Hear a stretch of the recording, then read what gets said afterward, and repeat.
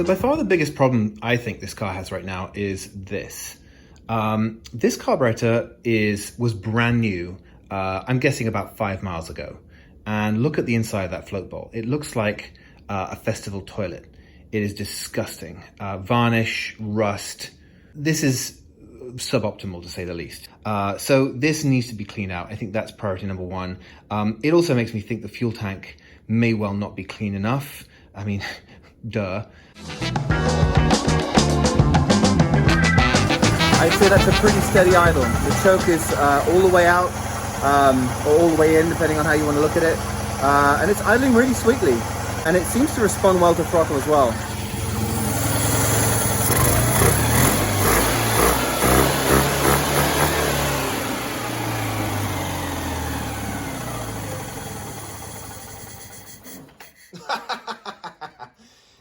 Okay, well, yeah.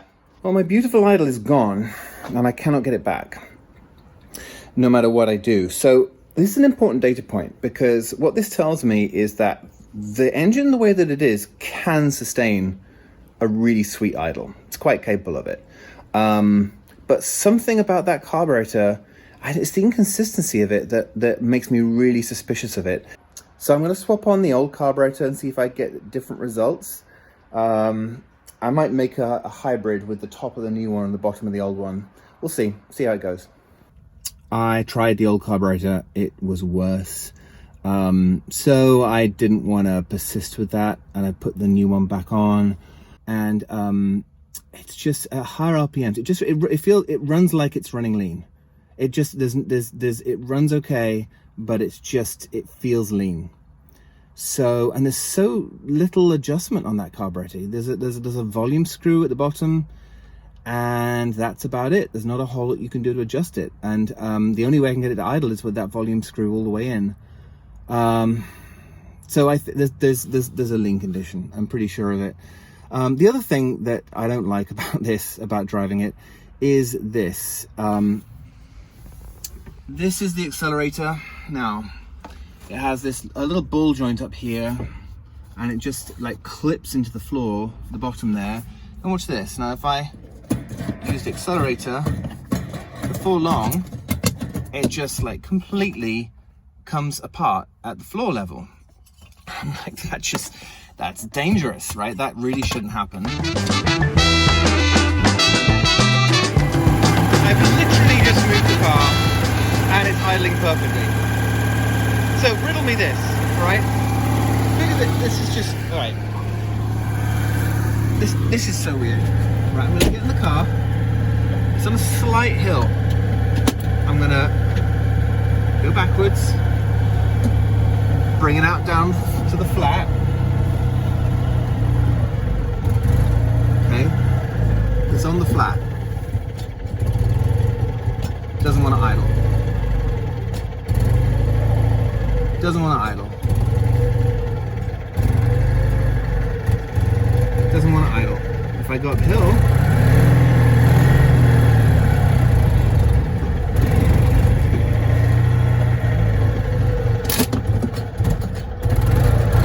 okay, come on. There you go. It idles. I've checked and rechecked everything. And here are the things I've learned. Number one, it can idle when it's in the mood. It can idle really sweetly when it's in the mood. And to me, that suggests there's not an intake leak, because if there were an intake leak, it wouldn't idle all the time. As it happens, it'll idle fine when it's inclined slightly up a hill, and it's not much of an incline, quite honestly. The moment you move it onto the flat, it sputters and dies. So that is very indicative of a fuel problem to me. Another interesting data point is that this carburetor really doesn't like any kind of leaks around this air filter housing. It seems to like some vacuum. So for example, this breather here, this breather pipe, the original one was cracked, and it just disintegrated when I tried to take it off. So I fabricated a replacement out of heater hose, and that sealed that up much more nicely. And it's a lot happier with that in place. Similarly, if this isn't screwed down properly, it also seems to be less happy. So That's an interesting data point too. So at this point, my best guess as to what's wrong is that there's water in the fuel. I mean, it sounds silly, but I've had a car once that got water in the fuel, and it was exactly the same symptoms. I'm going to dump some of this heat in the fuel tank, let it mix around a little bit, and if it is wet fuel, this will solve the problem. Okay, can you idle? No. Okay, so it's not water in the fuel. And guess what I found? Ah, look at that. Look at that. Yeah, not good. I either need to get this spotless or replace it, because frankly, any cleaning or tuning or anything I do to the carburetor is going to be a waste of time, complete waste of time until this is spotless. I've just cleaned out the carburetor one more time. I'm hoping it's the last time. I now have a Haynes manual, which is just fantastic. I mean, this has information that the internet just wouldn't give me. So this is super. And what this allows me to do is double check the height of the fuel in the float bowl. There's actually a spec. There's supposed to be 25 millimeters between the top of the carburetor and the top of the fuel. So I'm going to measure that, and if that's correct, then I think we're really good to go on this carburetor. I've fabricated a depth gauge using a feeler gauge and this pipette, which should be clean. It's zeroed at a flat surface. Now what I should be able to do is put it on here. Okay. Now I need to keep it vertical and push that down until it touches the fuel. Okay, what is that? 21 millimeters. We still have a little ways to go.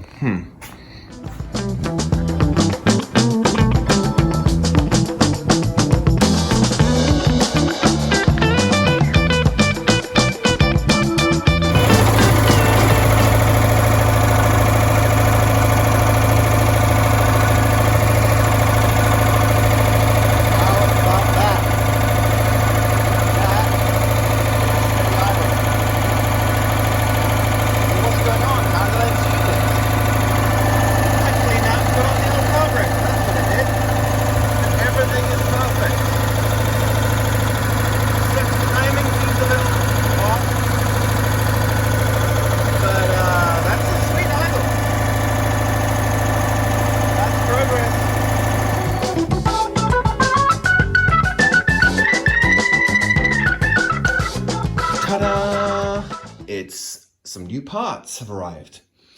Now, normally I would be delighted to have new parts arrive for a car. Almost always I'd be delighted.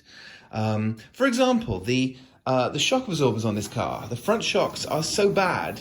I was delighted when they arrived, and I will be delighted to put them on. The new brakes, hooray, I've got new brakes. Always delighted when new parts arrive. But this carburetor I'm not delighted about, and I'll tell you why. It's because I already have 3 carburetors for this car, and I've spent hours and hours trying to build something that works, right? I got this one here. It was this Chinese one that Austin bought that, according to Kenji, there's factory seconds, these Chinese ones on eBay, and they often have problems, and, so, okay, fine. Maybe this one definitely had a problem, and that is that it was filthy from the filthy fuel tank, and having cleaned it up and sung to it, at least it idles beautifully. I mean, I can make it idle really sweetly. It just runs a little lean, just as Austin observed when he first got it. So maybe that's a problem with that carburetor. The one, I have 2 Solexes that came with the car, 2 original Solexes. I've cleaned them out. Again, I've twiddled them and sung to them and babied them and tried to swap bits in and out, and still I have just not been able to get a carburetor that runs nicely with this engine. Now, you would think, duh, there must be a vacuum leak somewhere, or duh, there must be something else wrong with it. Well, I've been through everything. I've been through everything that I can, and I cannot find a vacuum leak. As far as I can tell, the timing's good. Everything is good. Like I've had moments when this car's run really well, really strong. I've had moments when it's idled beautifully. I know that it has it in it. I just need a freaking carburetor that's just right, that I know is right. And what's been so frustrating about this is that carburetors are conceptually such simple things. It should be possible to build a carburetor that works. And yet they're so sensitive. And yet, the way that these are designed is they're designed to be plug and play. They're not adjustable. The only thing that you can adjust with these is the idle mixture. That's it, pretty much. You can't adjust anything else. Now, if you want to get into getting different jets for it, sure, you can adjust it. But then once you've done that, you're just papering over some other problem that you should have been addressing. So, it should be simple. It should be plug and play. And I want this thing to plug and play. And if it doesn't, well, I'm going to be annoyed because I'm going to have to tear this engine apart, figuring out why. But at least I know that that's the issue. So $300 is a lot to spend on that kind of peace of mind. But it is a Burton part. It should be absolutely, it's quality tested from the factory. So fingers crossed that this part doesn't annoy me. Okay, it's fitted with new gaskets, new hose, new air cleaner, new fuel line. Everything should be tip-top. And given there's no time like the present, even if the present is nearly bedtime, I'm going to give it a go. Let's get it out the garage and see how it starts. Oh, okay, my heart's racing. This is a bit like getting the lottery results.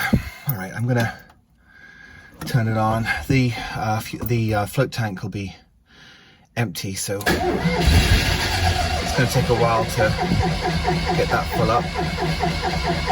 Just make sure the choke's out. Yeah, the choke's out. Well, it is now. Okay, here we go.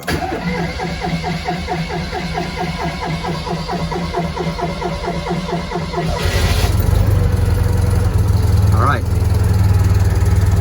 That's good. That sounds great. Nice, smooth choke idle. Maybe too much choke, I think.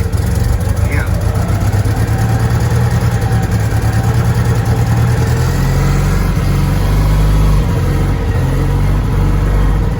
All right. It's idling. Oh, right, I don't have a camera mount with me. All right, I'm gonna give this a go. It sounds good. Tires are a little low, but I can live with that for right now. All right, I'll report back. Wish me luck. All right, I've driven it down the road. The choke is in. The idle speed needs adjusting. If I take my foot off the gas, it's very smooth. So the idle speed does need adjusting, but it's responding really nicely to the throttle. And it seems to be driving great, so I feel good about this. All right, this is good. This is a steady idle, and with good voltage, if I rev it slightly,